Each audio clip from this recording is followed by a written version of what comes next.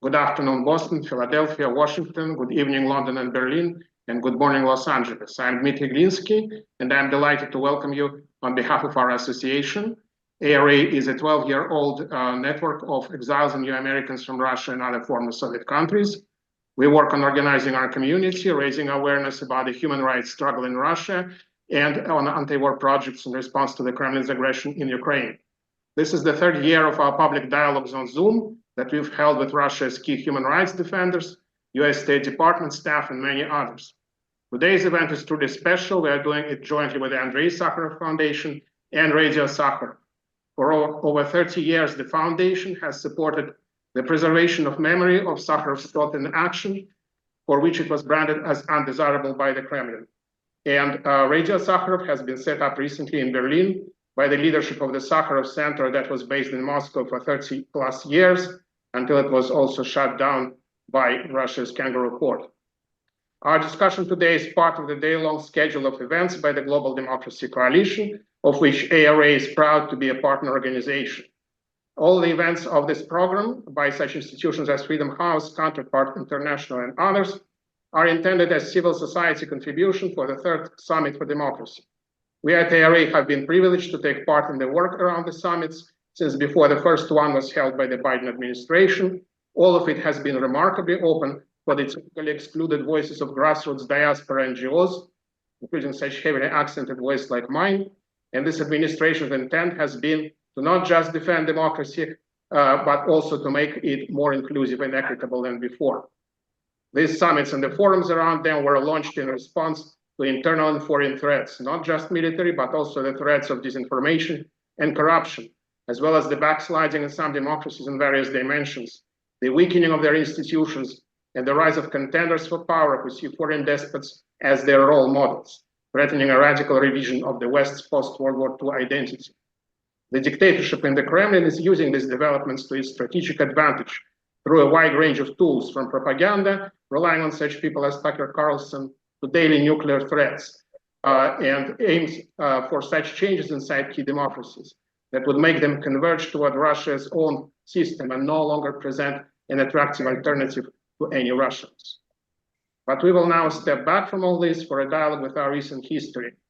Russia's major historian, Vasily Kluchevsky, noted that history does not teach anything, but instead punishes us for not learning. So we're inviting you on a learning trip on a time machine some 40 years back to the final pre-Gorbachev stage of the Cold War. There are some grounds for comparison with the present day, even though any such comparison has its limitations. To begin with, relations between Moscow and the West in the early 80s were far less confrontational than they are today. However, like Russia's invasion of Ukraine, the Soviet invasion of Afghanistan was condemned by the majority of United Nations member states. The Carter administration imposed grain embargo and other sanctions, which, like the current ones, were criticized as ineffective. The US and European societies had strong groups that were pushing for accommodation with the Kremlin on various issues. Some of these groups then as now had direct and indirect relationships with Moscow. The KGB also severely cracked down on dissenters. Some of the most courageous among them died in labor camps in those years. They included Ukrainian Vasil Stus and Russian Anatoly Marchenko.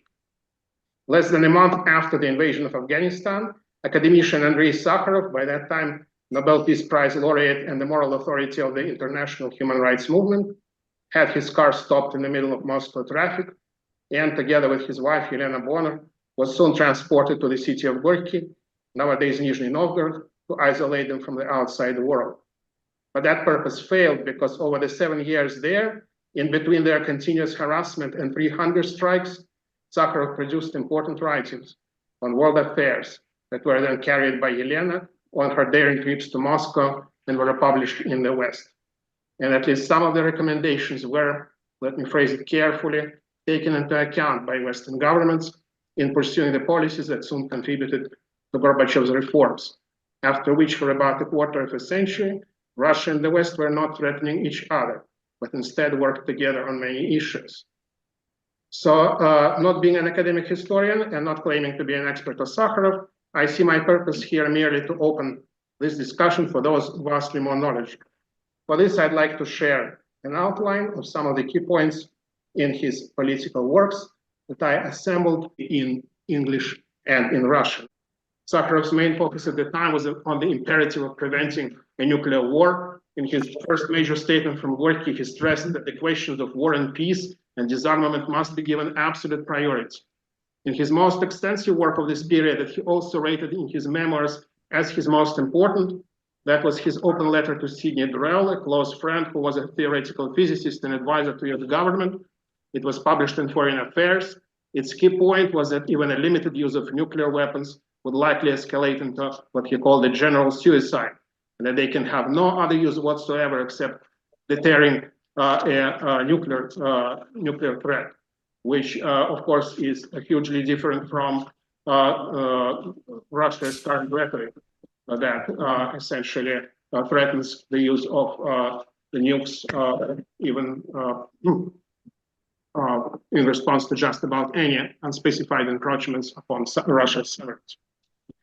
Sakharov's other emphasis was on the need for Western unity. He saw, quote, the disorganization and intimidation of the West and the exploitation of its technical and economic capacity as the Kremlin's key goal. He was concerned with Western dependency on oil and Soviet efforts to weaponize it, which, as he stated, caused huge misfortunes to Arabs, Israel, and other nations of the Middle East. He also warned rather farsightedly about democracies becoming inundated, in his words, with people promoting the interests of Soviet expansion, some of them doing it on account of ideas that deserve to be debated, while others, including politicians, businessmen, government advisors, and media owners, being bribed.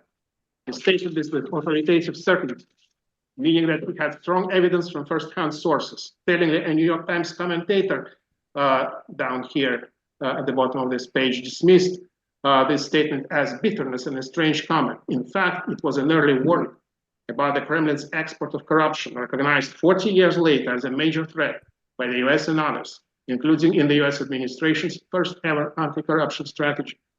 Since Sakharov's time, what he called the Kremlin's fifth column exploded in size as Russia's upper class used its plundered wealth to buy itself a place among global elites. Meanwhile, those who fled from the regime have seen the Russian establishment's influence in their daily lives in the West, including in access to employment in Russia-related fields, funding for immigrant services, etc., while the exiled community has been marginal. Sakharov's positive vision was centered on the idea of convergence between the capitalist and the socialist system. In 1974, he wrote that the result of such convergence should be a mixed economy, combining the maximum flexibility, freedom, social achievements, and capacity for global regulation. In 1988, he stated that convergence presupposes renouncing the dogmatic approach to capitalist ideology, and he cited Sweden as a positive example. Both the goal of convergence and the goal of getting rid of the weapons of mass destruction were written by him into the draft constitution published shortly before his death. One of the Soviet reformers said that the Swedish option didn't work out in Russia because of not enough Swedes. I think the more accurate explanation is the dominance at the time of what was called the Washington Consensus, with its market fundamentalist approach to economic governance, reflected in then IMF prescriptions. In Russia, this led to oligarchic quasi-privatization, perpetuating monopolies, extreme inequality, and the weakening of the social safety net.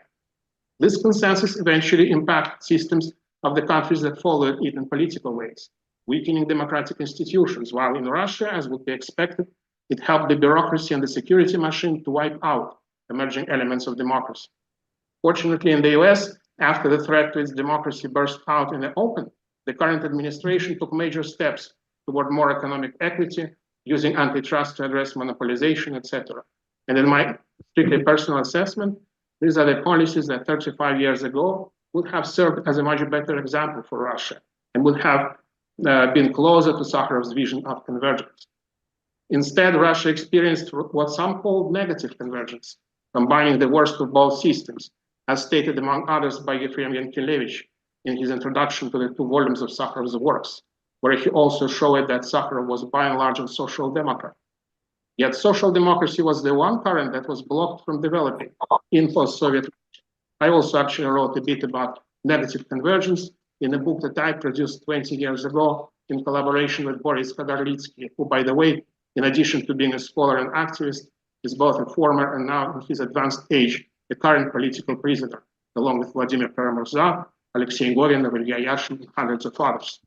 Which brings me to Sakharov's darker warnings, namely that the Soviet deeply cynical and sick society presented a danger to itself and others, with cruelty on a mass scale and the authorities' total unaccountability toward their own people and the rest of the world. And this is Russia that democracies are facing today in Ukraine, in Syria, in parts of Central Africa, in cyber and outer space, and if not stopped, may soon be facing on other battlefields as well. So with this not very encouraging or empowering conclusion, let me pass the floor to our most distinguished speakers, and I will start introducing them one by one. And the first of them will be Sergey Lukashevsky, who is chief editor of Radio Saharov, as I said, established in Berlin. Prior to that, from 2008 to 2024, he was director of the Sakharov Center in Moscow, founded by Elena Bonner. The center, one of the cornerstone institutions of Russia's civil society and human rights education, was first branded as foreign agent and then dissolved by court as part of the crackdown on human rights NGOs. Prior to directing the center, Sergey worked for the Memorial Society and the Moscow Helsinki Group, both now also disbanded, and served as advisor to Russia's Human Rights Commission. Sergey has a degree in history from the Russian State University of the Humanities and has authored articles on Soviet dissent and the state of human rights in Russia. And the floor is to Sergey. Thank you, Dmitri. Thank you for the initiative to organize this meeting. It is very important today to remember the legacy of Andrei Sakharov. On the one hand, it seems that he lived in a very different epoch, in an epoch of the Cold War, of the clash between two different, not only political but economic systems, and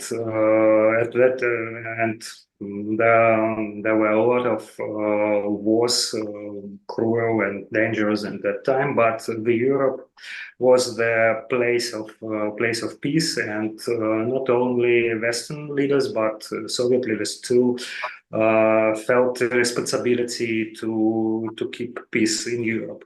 And now the situation is quite different, and we have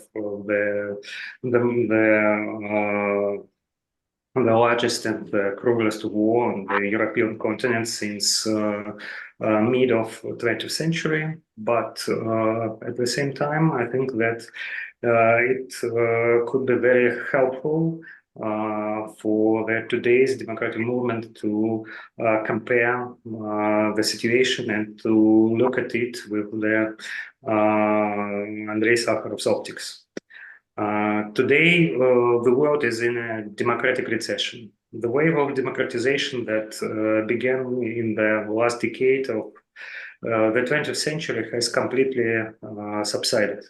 The global level of democracy is at the same point it was before the collapse of the USSR. And today's crisis and today's Russian aggression against Ukraine only shows us the situation absolutely clear. The democratic breakthrough of the previous era came through the struggle of people like Martin Luther King, Andrei Sakharov, Nelson Mandela, Václav Havel, and others.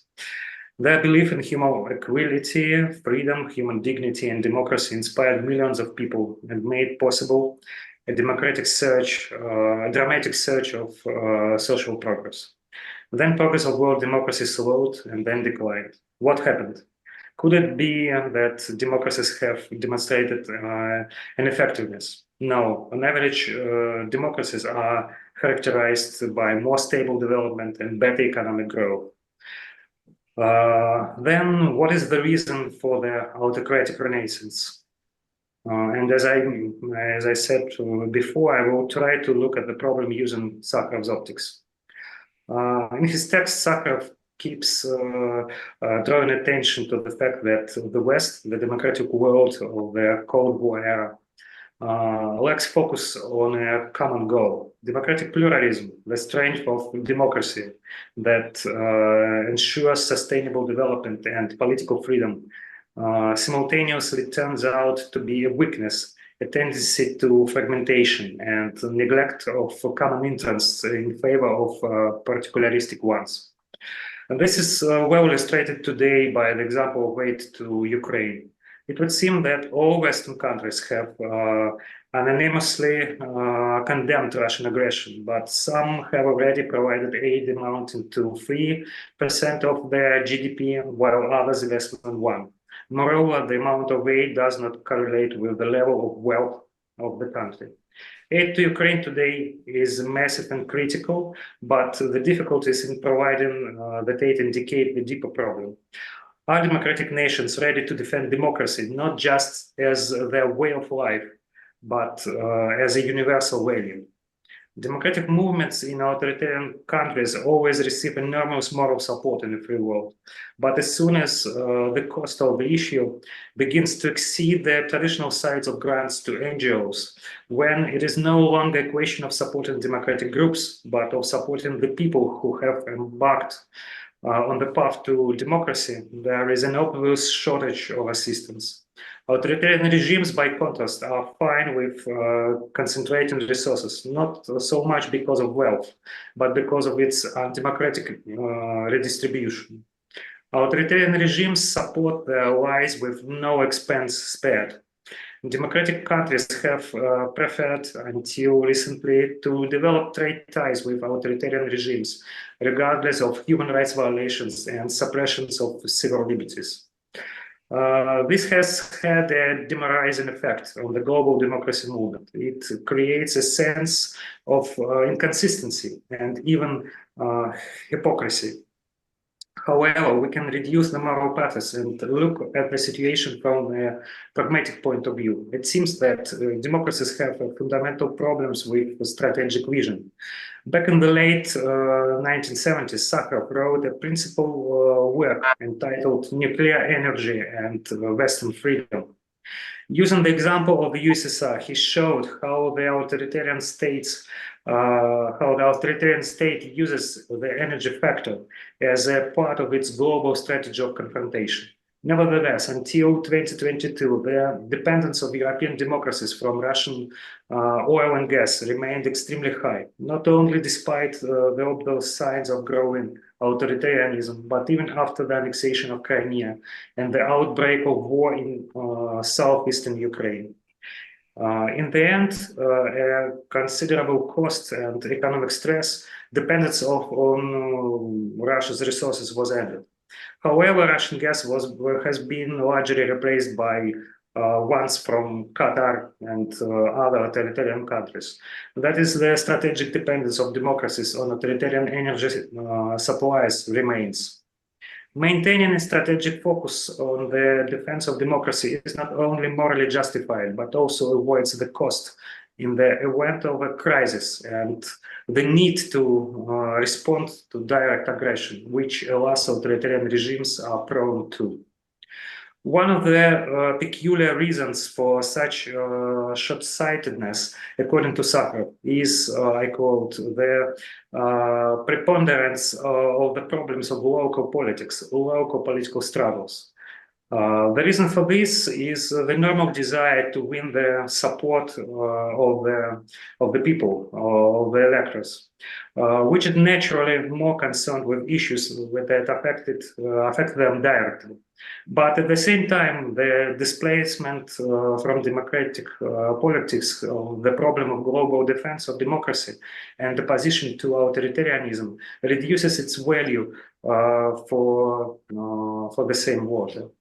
Human beings require ideals that must be fought for, and Sakharov wrote about it a lot of times. Such struggle makes meaningful the difficulties they inevitably face in their lives. Conspiracy and xenophobic myths fill the place in people's consciousness that 30 years ago was occupied by opposition to the totalitarian threat. And these myths, exactly in line with Sakharov's warnings, are exploited by populist politicians seeking power. Democracy, according to Sakharov, is inseparable with intellectual freedom. When they talk about freedom of thought and freedom of speech, the first thing that comes to mind is the problem of censorship and media freedom. Ratings of freedom of speech, like those of democracy, have also been trending downward for a long time. However, intellectual freedom is not only threatened by dictators killing journalists and shutting down newspapers. Modern media technologies, like the splitting of the atom in Sakharov's time, have proven to be double-edged, carrying both progress and the risk of degradation. The task of democracy today is to protect rational thinking, the value of fact and objective knowledge from the dictatorship of emotional affect. We rightly fear environmental pollution, but it is as if we do not notice the pollution of media space. Propaganda and social media algorithms should be put under public control, and critical thinking, the popularization of scientific knowledge and fact journalism should be given fundamental support. It is impossible to ignore Sakharov's attitude to the problem of social justice. Sakharov saw monopolization and inequality as a threat to progress and a factor provoking conflicts, including military ones. Modern research also suggests that the concentration of wealth in the hands of a super-rich minority is a source for social tension and disappointment with democracy. And Russia is one of the most important examples of this. Finally, democracy today is threatened by a strange symbiosis between pacifism and tolerance of terrorist movements, as long as they raise the banner of struggle against oppression. This pacifism turns out to be directed not against authoritarian regimes, which often exploit militarism to promote internal stability, but against democracy's military capabilities. Sakharov warned that only a detailed strategic equilibrium covering all possible levels of confrontation can prevent the aggressive expansion of authoritarian regimes. It was the lack of military situational equilibrium in Eastern Europe that allowed Vladimir Putin to decide to start a full-scale invasion of Ukraine. Democracy is incompatible with oppression, including colonialism, racism, and all forms of discrimination. But fighting oppression from a non-democratic standpoint that despises personal dignity and individual freedom will only replace one oppression with another. This is precisely the path Bolshevism took, destroying the authoritarian Tsarist regime, but creating in its place an even more terrible totalitarian state. Sakharov pointed to this when he criticized the sympathy of Western liberal intellectuals of his time for radical leftist groups. Today, this place has been taken by adherents of radical Islamism, who together with Putin manipulate with anti-colonial discourse. In my opinion, Sakharov's approaches to analyzing the contemporary crisis of the democratic movement are extremely effective. But what is a positive view of the future of democracy based on Andrei Sakharov's legacy?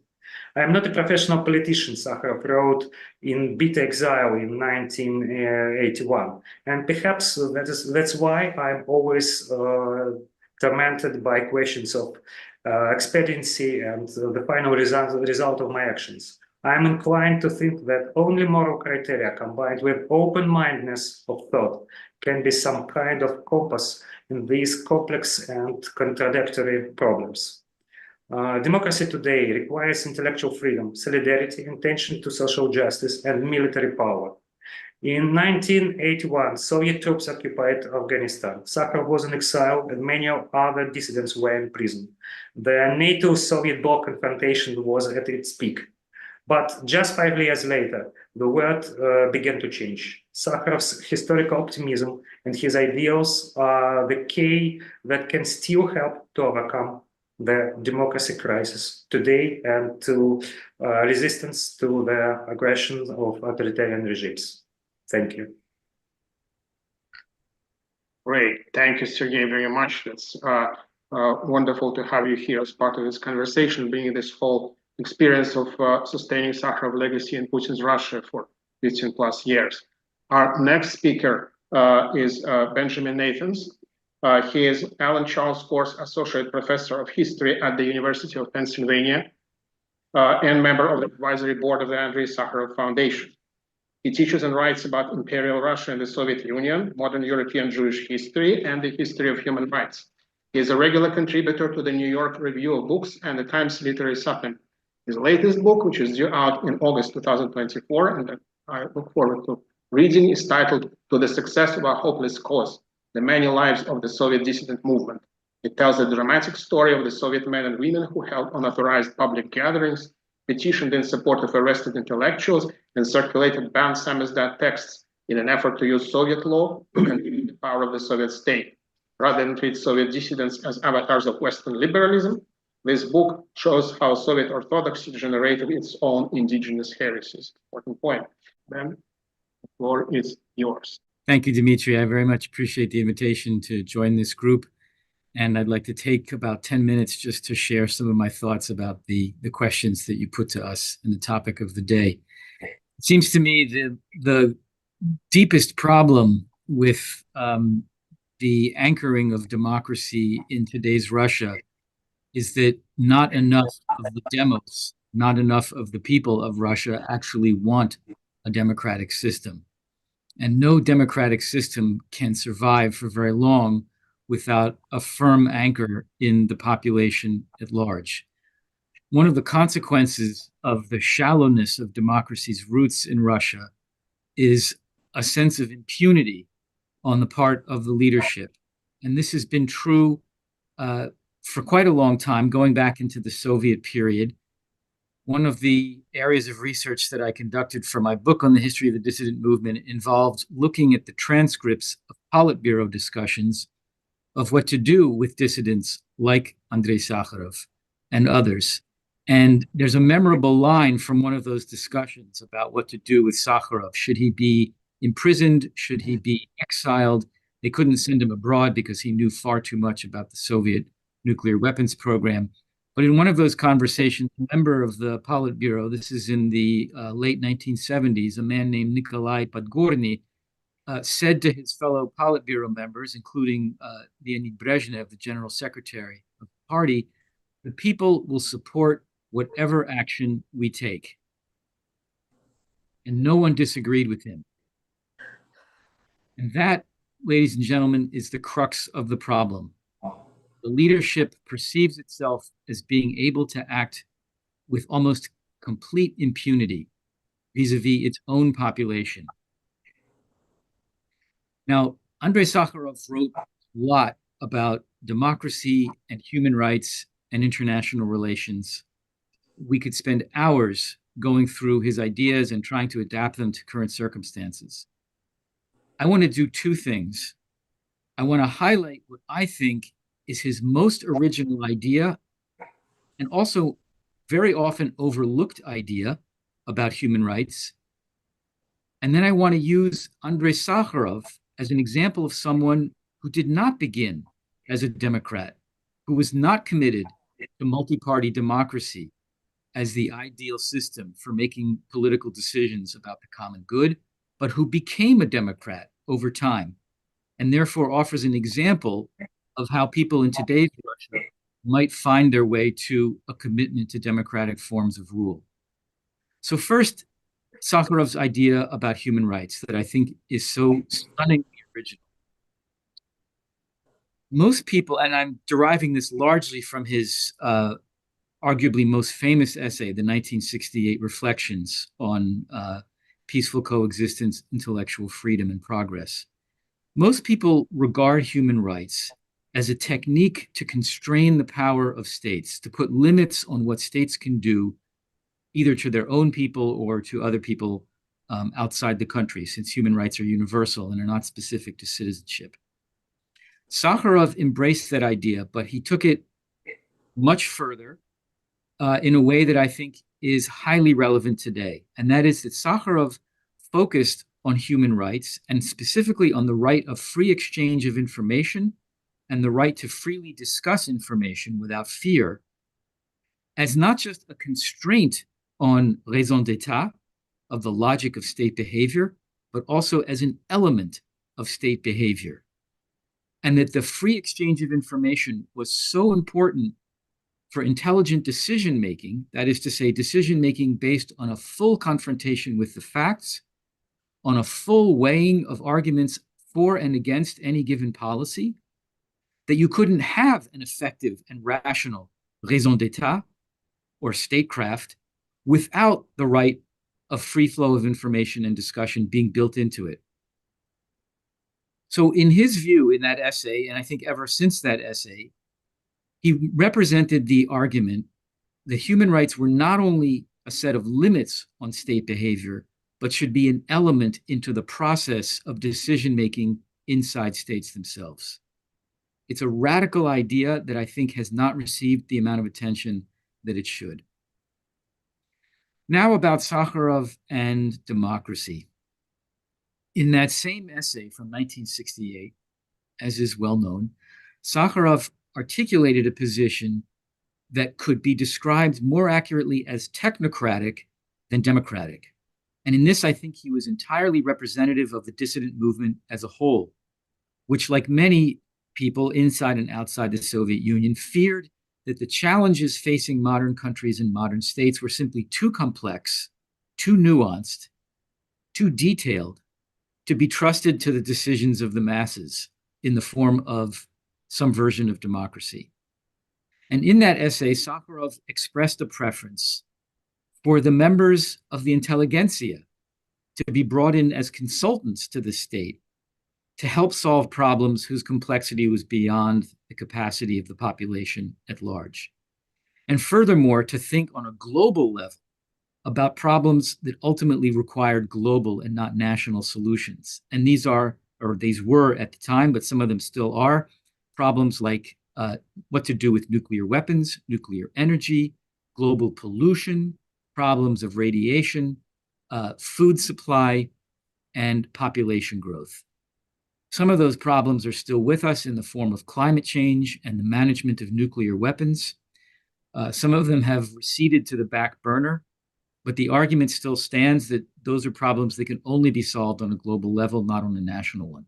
And Sakharov at the time was convinced that only experts in various fields could rise to the occasion of giving governments the kind of advice they needed to effectively confront these problems. So he was not, I would say, a fan of a multi-party democracy. And like many Soviet intellectuals, he looked at the real existing examples of multi-party democracy, and he saw a high degree of chaos, inability to come to conclusive decisions about crucial problems that couldn't wait to be addressed, and in general was not terribly inspired by the political decision-making of the Western democracies. I think you will all agree with me that the current spectacle of Western democracies is no better than it was in 1968, and in many cases, including the American, looks far worse, far less impressive, far less coherent, far less capable of rising to the occasion of the truly pressing problems that we face. So what turned Sakharov away from his skepticism about democracy and turned him into an explicit supporter of multi-party systems with all of the messiness and time-consuming processes of coming to decisions? I think, and here I'm leaning on the excellent analysis by Jay Bergman in his intellectual biography of Sakharov, that the single most important factor in turning Sakharov into a Democrat was named Alexander Solzhenitsyn. Because the more Sakharov learned of Solzhenitsyn's remarkably more authoritarian, not to say archaic, approach to dealing with problems like global pollution, nuclear warfare, the more Sakharov learned about Solzhenitsyn's desire to maintain a high degree of concentrated power in the hands of the leadership, the less he liked that model. And the more he thought seriously about the safeguards that true intellectual competition in the form of a multi-party system can provide. This, I think, is at least an example on the part of someone who thought very deeply about these problems of how a conversion towards democracy can take place. And my view is that that conversion of the Russian population of today is more necessary than ever, because Western countries can do whatever they want by way of instituting sanctions or supporting NGOs. Russia could even conceivably lose the war against Ukraine. The sanctions that have been instituted could conceivably start to have some actual bite, which until this time they really haven't, or at least far below expectations. But nothing will secure the future of democracy in Russia unless the Russian people want democracy and are willing to hold their leaders accountable to it. In today's circumstances, Vladimir Putin is less constrained, whether by law or by ideas or by institutions, than any Russian ruler of the 20th century. Putin is unconstrained by a legal system that has been reduced to a farce. There are no truly independent courts or independent press left in Russia today. There is no genuine pluralistic system of competing political parties, although there is a facsimile of one. The Russian parliament exercises no meaningful constraint on what the Kremlin can and cannot do. There is not even a Politburo that demands some version of collective leadership to which Brezhnev was subject in the 1970s and early 80s. And finally, on a symbolic level, Vladimir Putin is not even constrained by being part of a visible family. He is not even embedded in the most elemental human community of all, which is the human family. He is truly a solo operator, unconstrained symbolically, institutionally, by any mechanism you might imagine. This is an extremely dangerous circumstance. And I don't think the war against Ukraine would have happened without that kind of solo practitioner role that Putin has managed to create for himself. And at some point, I think Russians will wake up to the fact that they have had to pay and will pay a tremendous price for the lack of any kind of constraints on this solo operator. And that's where I think Sakharov's ideas, both of human rights being embedded in the practice of statecraft, but also of competition in the form of multi-party democracy being an essential safeguard of state decision-making, will once again rise to the surface. Thank you. Thank you, Ben, for this very thought-provoking remarks and the lots that we could ponder here. And our next speaker is Arkady Ostrovsky. Arkady is the Russia editor at The Economist. For 15 years, he was reporting from Moscow, first for the Financial Times, then as bureau chief of The Economist. He is the author of the book called The Invention of Russia, From Gorbachev's Freedom to Putin's War. The book's main characters are those who took charge of the media and the message under Putin and invented Russia's dominant narrative. The book won the Oral Prize. He holds a PhD in English literature from Cambridge University, and his translation of Tom Stoppard trilogy, The Cost of Utopia, has been published and staged in Russia. Arkady, the floor is yours. Thank you very much. And I have to make an apology straight away because I had something written, my computer just died. So I'll be speaking from sort of a mixture of notes and my phone. So there might be some pauses while if I look for quotes. I will actually try to also address some of the things that Bенджamin Нэйтанс has mentioned, particularly about the evolution of Sakharov's sort of view of the world and democracy, but also challenge some of the things that Benjamin said, and particularly in the relation to the role of the elites and the role of the people, and also the sort of the distinction between Sakharov's sort of view of democracy post 1968 and before 1968.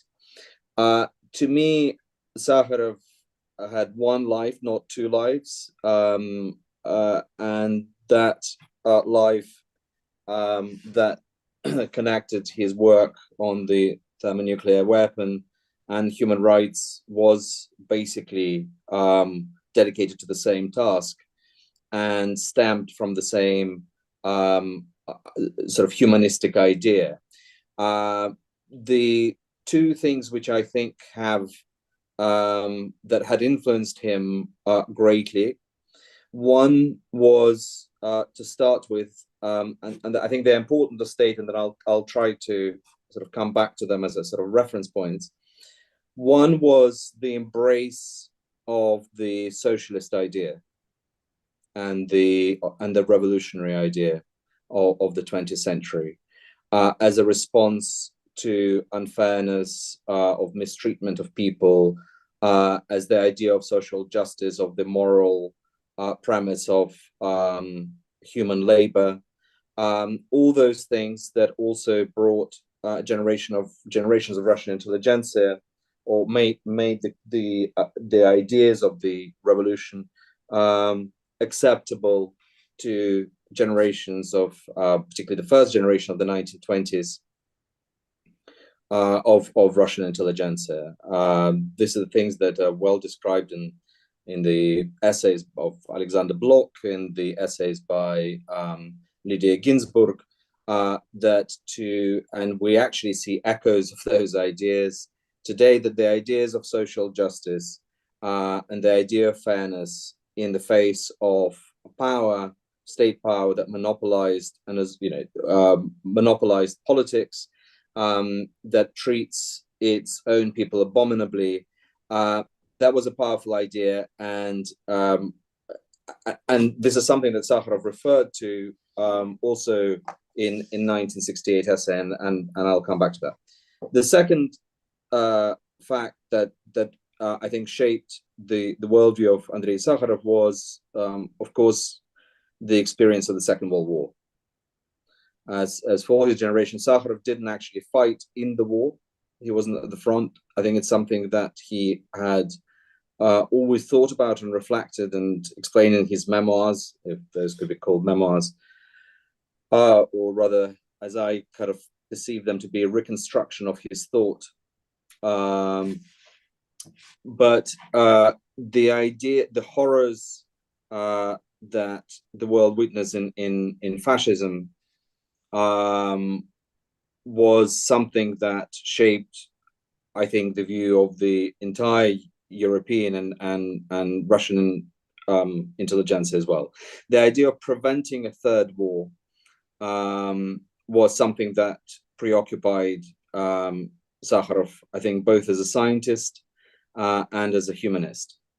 And in that sense, as clear from his memoirs, in his sort of imagined conversation with Edward Teller and with Oppenheimer up to a point, he understood that deterrence is the best way of preventing the war, and therefore he was creating a weapon which is unlike any other weapon in the world history, was created in order not to be used. I think this is something that both Teller and Sakharov conceptualized, and they were created a weapon not as an offensive force, but as a preventive force. They created a weapon that was so horrific that its use was prohibited, certainly prohibited for both the Soviets who and the Americans who came out of the Second World War as allies. And it was very early on, I think, certainly by the late 50s, early 60s, that Sakharov also understood that deterrent is not sufficient. Having witnessed the Soviet invasion first of Hungary and then of Czechoslovakia, and this is again clear in his memoirs and description of the Soviet military response to the testing of the thermonuclear device, of the H-bomb, when he was horrified by the remark made by one of the generals that they will decide how to use this weapon. It's not up to the scientists.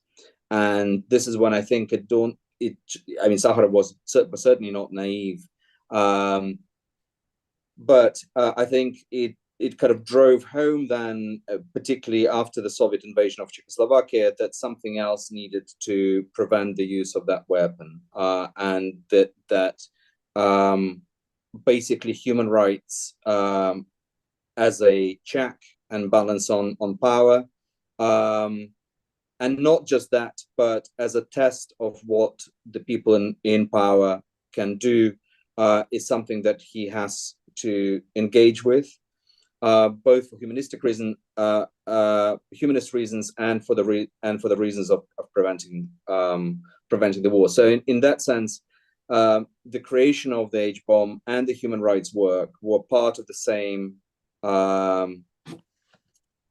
idea of saving lives and preventing the horrors that his generation and he has seen.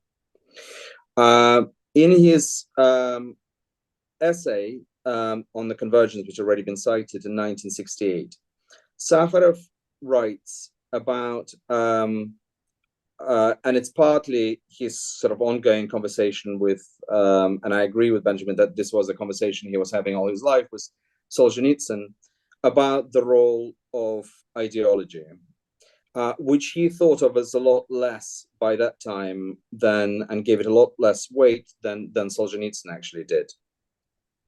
And Sakharov understood that people who are in charge of the Soviet system are not really driven so much by ideology, but by much more pragmatic things, which is just holding on to power. This said, and all the things that we see in the Russian elite today, whatever the ideology is, ultimately the greed and the attempt to monopolize, assert power is the same, whatever it's dressed in.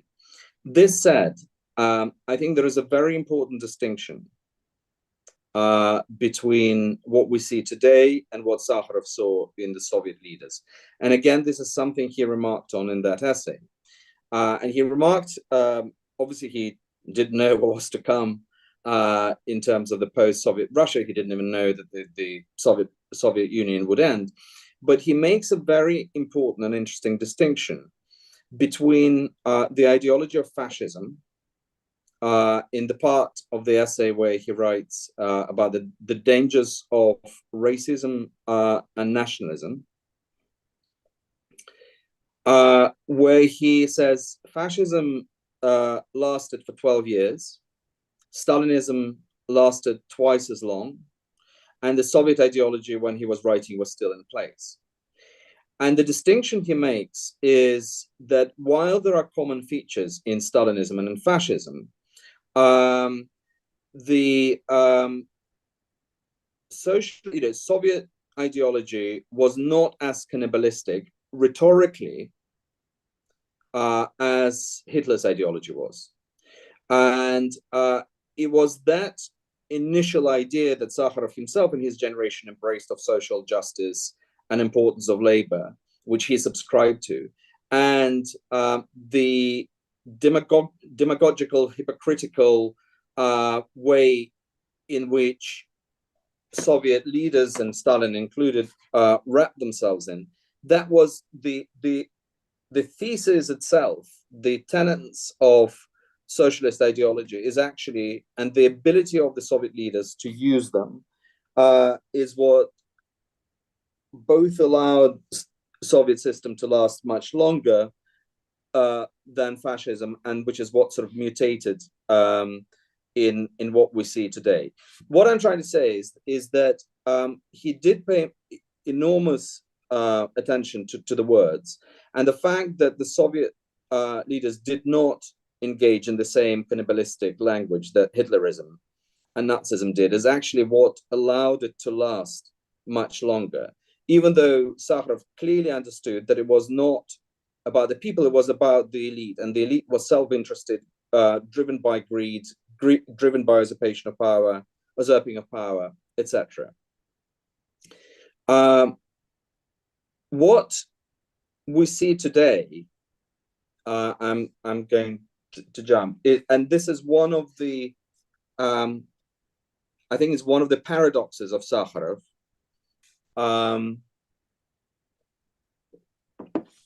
Is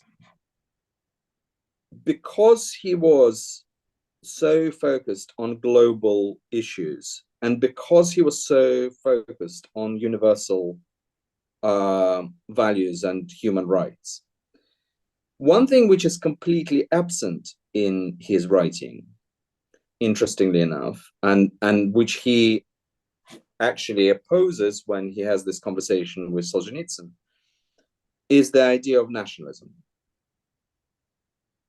and national identity. He doesn't actually engage in the issues, in the questions of national identity, sticking to, again, to those human universal values. And in a way, this is the question which I've been thinking about since the start of this war, and Benjamin has posed, and I think it's a right question to pose. I'm not sure it's it has been sort of thought enough about, is yes, Putin has usurped power, and yes, Russian elite today behaves in exactly the same self-interested, corrupt, and dictatorial way. But the question is, what allowed them to do that? And my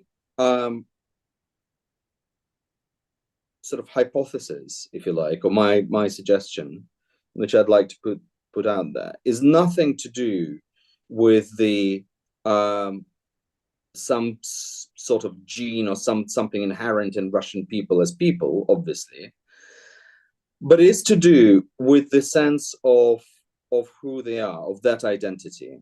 And in a way, it was the fear of nationalism in the thinkers like Sakharov that kept that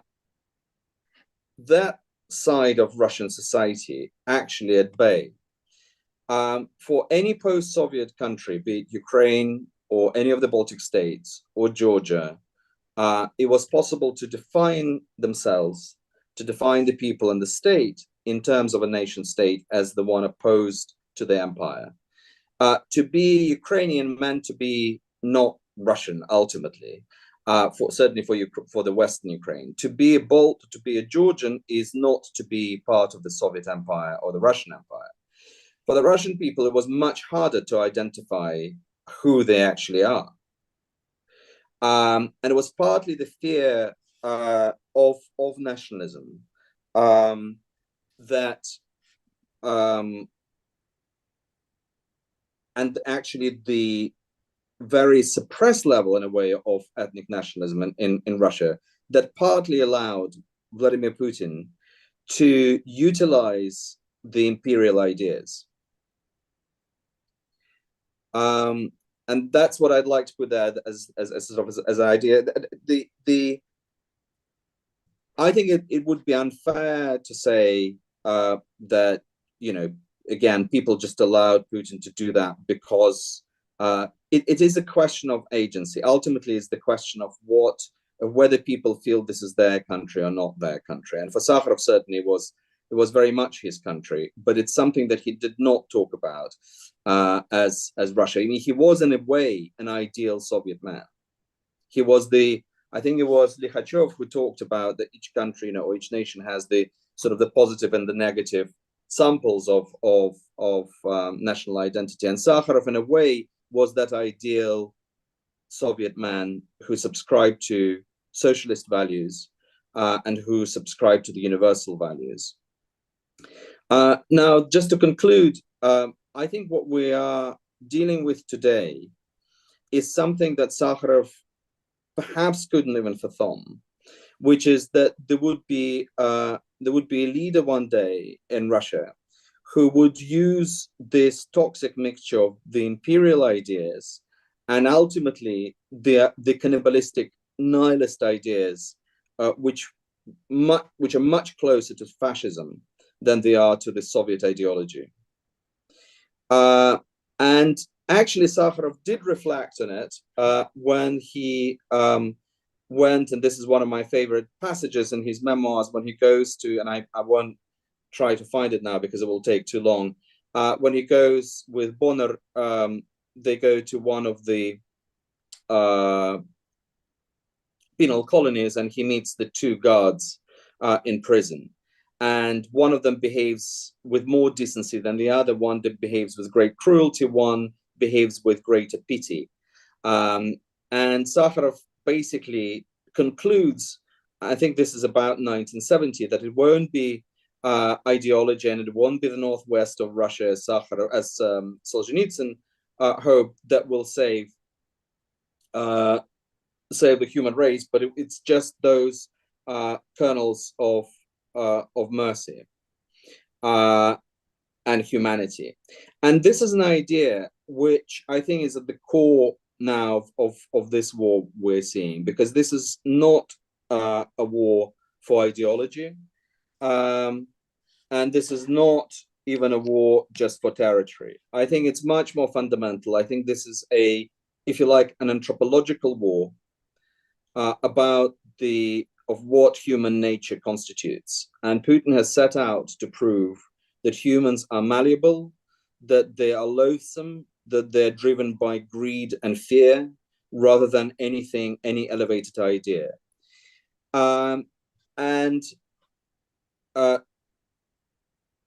Those in Russia who continue to defend human rights, the lawyers, the people like Karamurza, like Yashin, like all those extraordinary individuals who continue to protest, are trying to prove the opposite. And this is an idea, and I'd like to end with a quote, which is not actually from Sakharov, but I think from a book which influenced Sakharov and is incredibly important today. And it's Vasily Grossman's Life and Fate. In Life and Fate, which actually makes explicit link between fascism and Stalinism, there is a chapter on the nature of good and evil. And Grossman, who's seen the horrors of Stalinism, Holodomor and collectivization and terror, and who saw the horrors of Nazism, being one of the first to walk into Treblinka concentration camp as a war correspondent for Red Star, wrote that human history ultimately is not the battle of good struggling to overcome evil. It is the battle fought by great evil struggling to crush a small kernel of human kindness. And if what is human in human beings has not been destroyed even now, after all that he's seen, then evil will never conquer. And I think this is something that Sakharov might have started with the ideas of convergence of ideologies and systems, but ultimately has been dealing in universal ideas, both universal in scientific sense and universal in terms of those human qualities that he, at the end of his life, I think, realized were the only things that need fighting for. Thank you. Okay, thank you, Arkady, for your presentation. Just quickly, a thought that comes out from both what Ben and Arkady said is that actually Sakharov, as not the only one, but he evolved in his views, and he can be read in more than one way, which also brings to mind one of the quotes that I think was one of his favorites in his work from Leszek Kolakowski about inconsistency actually being a natural reflection of the complexity of the world. But I think that important here is that he evolved through dialogue and was very much a person of dialogue, whether it was a dialogue with Sidney Drell or with Solzhenitsyn, and also dialogue with Western governments, which he tried to conduct even from Gorky. And I wonder whether anyone, whether you'll come back to this in some of your closing comments, or maybe some of the next speakers would like to say something about his dialogue and the dialogue of the Sakharov tradition with Western governments. Of course, there are no such minds of such power and influence today in the Russian human rights or democratic movement that we would compare with him, but does it exist, and is it still possible? And the next speaker will be Tatiana Янkelevich, who, in addition to being the daughter of Elena Bonner and someone whose life has been very much shaped by Sakharov and Bonner journey, is also co-founder and co-chair of the board of our association, American Russian Speaking Association for Civil and Human Rights, and I'm particularly grateful for her active involvement in our work for the past 12 years. And she is also the former director of the Sakharov program at Harvard, currently the associate of Harvard Data Center. Thank you very much, Dmitri, and thank you all the previous speakers. It was tremendously insightful and extremely powerful testimony of people to whom I can only aspire to be like their knowledge and their scholarship. And I will speak, as my mother used to say, as a person from the street, or rather as a someone who is a practitioner, and therefore this will influence the nature of my remarks. I would like to start with an unorthodox statement, and please do not be alarmed by my mention of Leon Trotsky. No matter where I stand, I am not an active Trotskyite. I would like to remind the few concepts that Sakharov held dearer than the peaceful coexistence, overcoming disunity of our world, and pulling humanity away from the abyss of nuclear catastrophe, nuclear suicide. These were, in his mind, the absolute prerequisites for the creation of a world of peace, progress, and human rights. And it was in this spirit in 1975, prior to his to the Nobel Peace Prize being bestowed upon him, that he was working on the criteria for the Sakharov hearings. It was a novel concept of commission of inquiry, and here where Trotsky comes into my remarks. He was the author of this definition of commission of inquiry.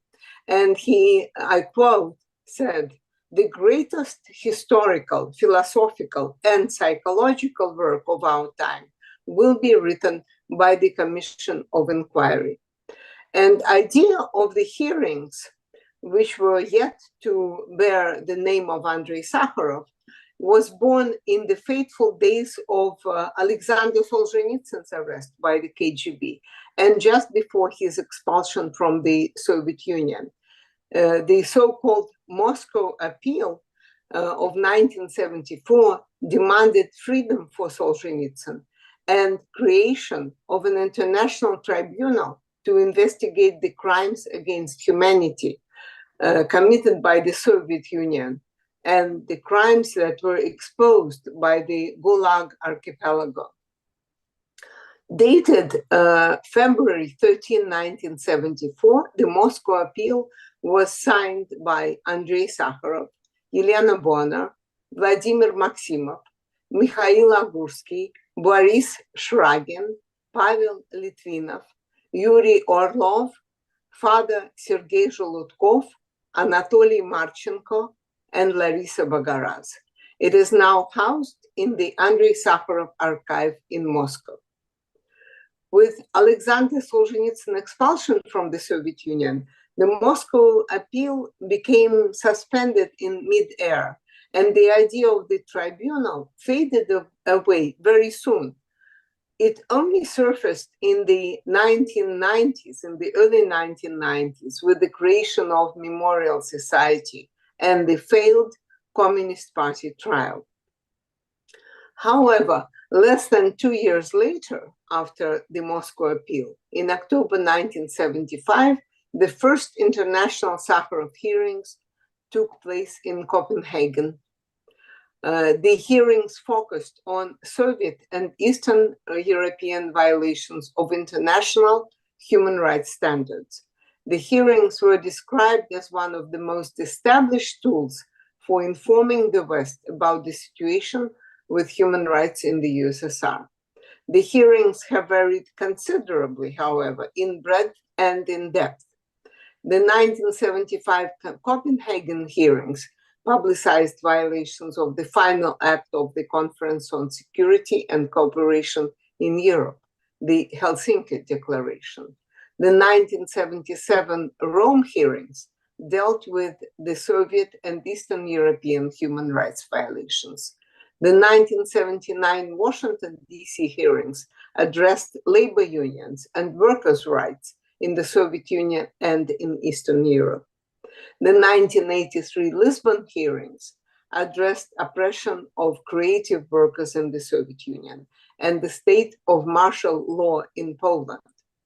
The last 1985 London hearings returned to specifics of the Helsinki Declaration, drawing on human rights experts as well as witnesses whose rights were violated and or denied.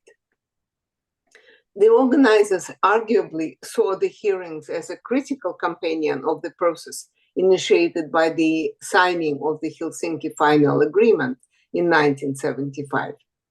Within the span of 10 years, the hearings acquired international recognition and credibility and earned the reputation of an informed, unbiased forum for all working to ensure the respect for human rights.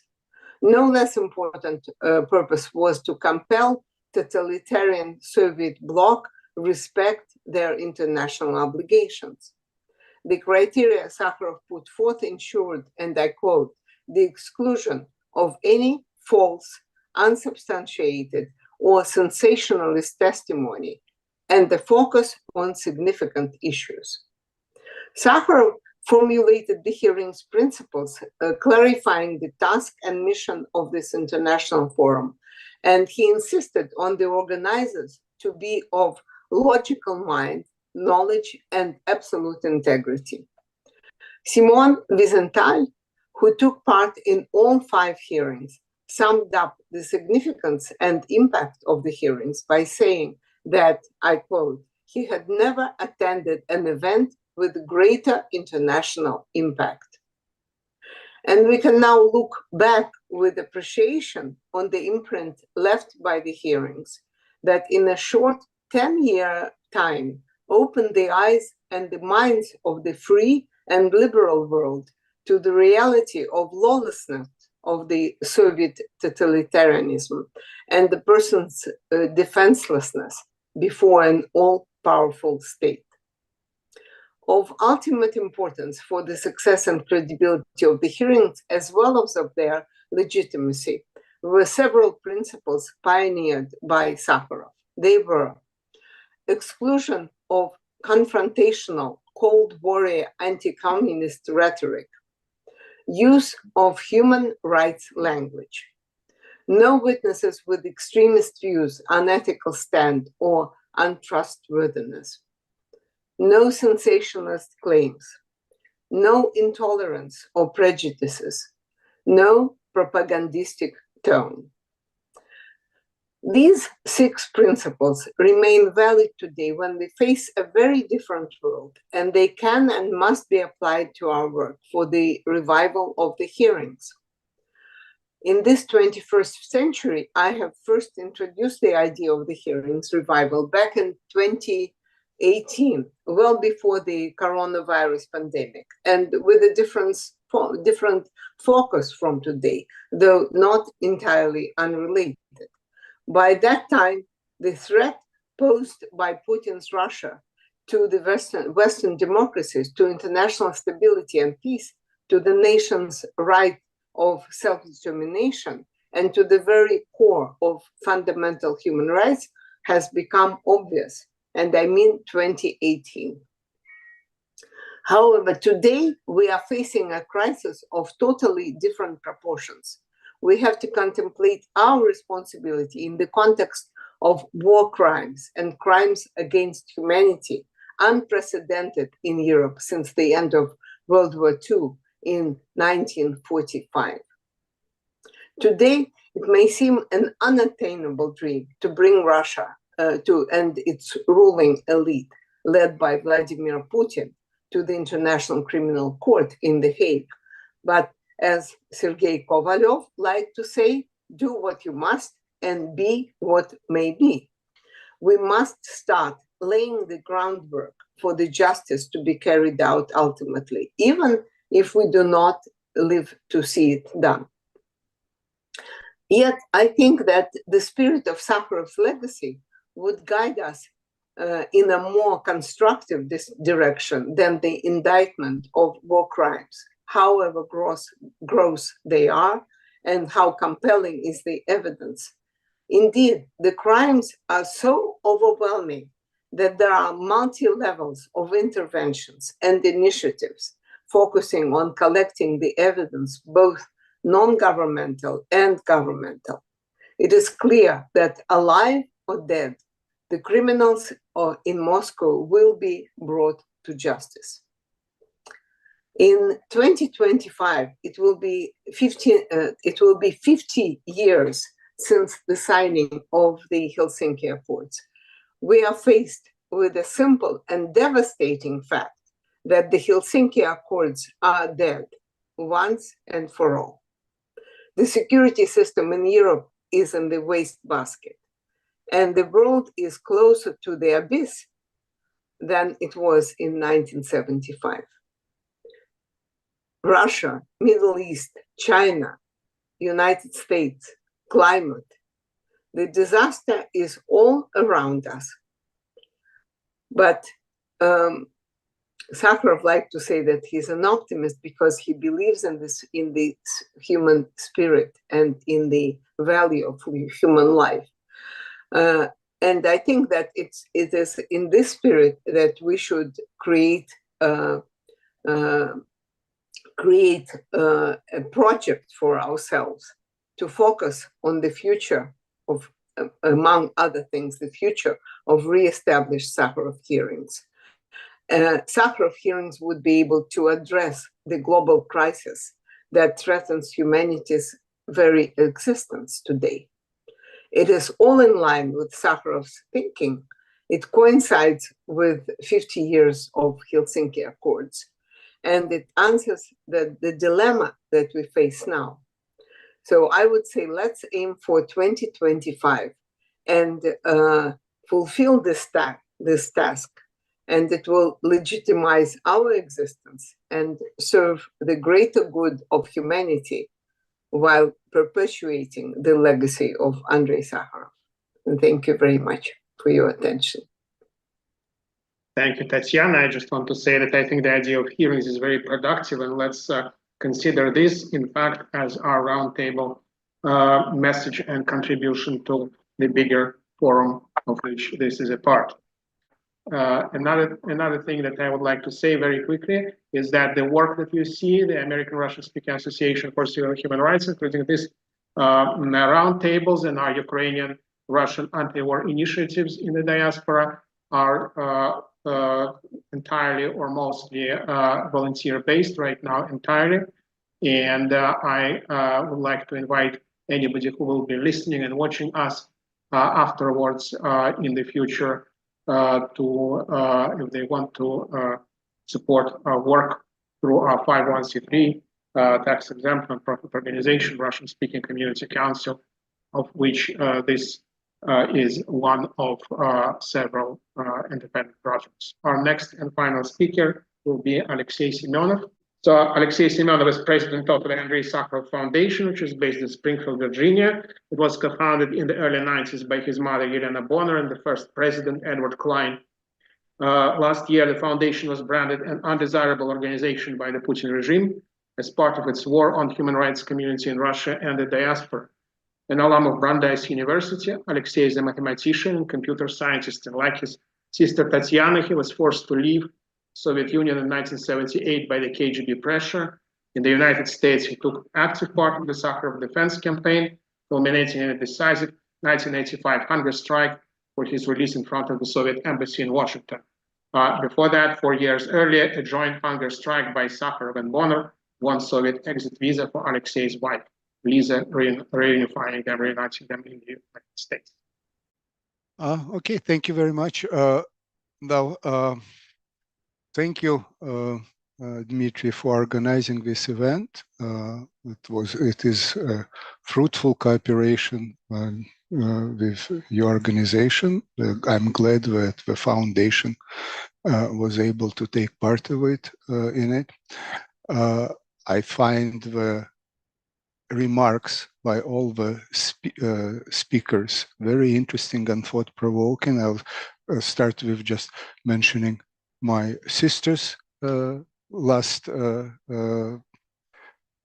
remarks about proposing the importance of revitalizing Sakharov hearings, a very timely idea, very good idea, just like Dmitry suggested, might be a key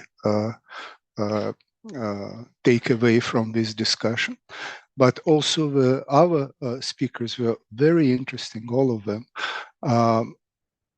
I'll start with Sergey, bringing up the relationship, the problem of that we're facing is not just limited to Russia. It's a crisis of democracy, or our understanding of democracy and human rights worldwide. And that, to me, that is very clear. Benjamin noted that Sakharov was not at first Democrat. He, as Ben said, was somewhat put off by the chaos that he saw in democratic systems back in the 60s and 70s as examples of governing principles. Yet, back in the 70s, there were also glowing examples of how effective and interesting the democratic process was. It brings to mind, to me, for example, the Pentagon Papers publication in the United States was a seminal event for United States itself, but also a glowing example of freedom of information, freedom of thought, intellectual freedom and discussion that led to real action within the country. And to everybody outside of the United States, it looked marvelous. It was United States citizens who were able to bring information that in any other country at that time would have been severely suppressed and persecuted to a good effect. Compare that to what is happening now. A non-United States citizen with no legal obligation to the United States, Julian Assange, has released information of no military significance, but reputationally damaging to the United States. And for that, he is being persecuted internationally for more than a decade now. How is that compared to the values that were very clear to us as human rights activists back in the 70s? How does that compare to the current situation? Very interesting thoughts that Arkady brought up about the nationalism interplay with democracy. Also a very unclear currently situation, which requires a lot of thought to process. The current crisis in Ukraine, the Russia's war against Ukraine, you can say started with the annexation of Crimea. The annexation was clearly internationally illegal, yet it was based on what was expressed multiple times by the people of Crimea, starting with the processes that were back in the 90s when the Soviet Union was disintegrating. There were clear expressions of the will of the people of Crimea back at that time. Yet the action upon it was later on led to what we have right now in the war in Ukraine. but where those same processes of democracy and nationalism are in play in other places, and clearly countries that we consider democratic, the peaceful, non-violent movement for separation of Catalonia was suppressed by a democratic country, Spain, with incredible force, arresting all the elected representatives of the Catalonian people, putting them on trial and in prison for with very severe sentences. So the crisis that we see is the authoritarian regimes, of which Russia is one example, is in some sense are converging with what we considered or used to consider democratic countries. That's not the convergence that Sakharov was envisioned, and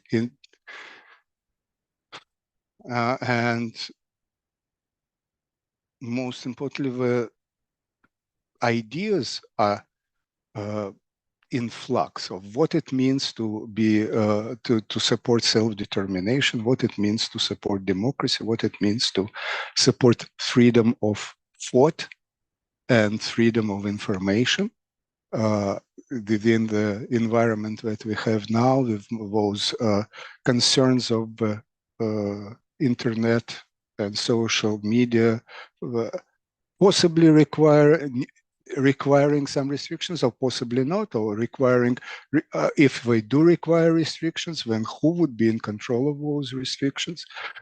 All of these problems are overall pointing to an overall crisis, not just crisis related to Russia. Russia is just the most acute example of those problems. And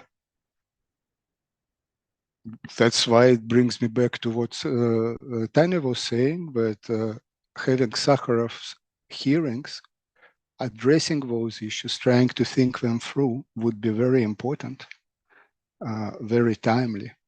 And I think this event was probably in the right direction in that sense. It brought very interesting, very thoughtful remarks from people who obviously have a lot to say, and I hope would say other interesting things as well in the future events. If we have, I hope we will have more events like this. Thank you very much for all the participants, and thank you, Dmitry, for organizing it.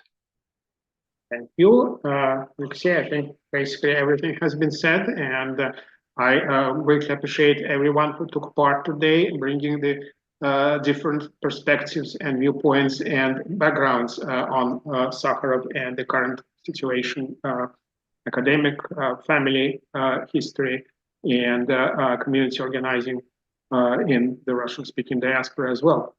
And yes, I think that one thing that I carry out of this, that Sakharov was a man of dialogue, evolving and developing his ideas through conversation, and I think we'll take it, and this is not our last time, definitely, and probably not the last time as part of this Partnership for Democracy Day that is organized by the Global Democracy Coalition, and we'll continue to bring these topics up in the future.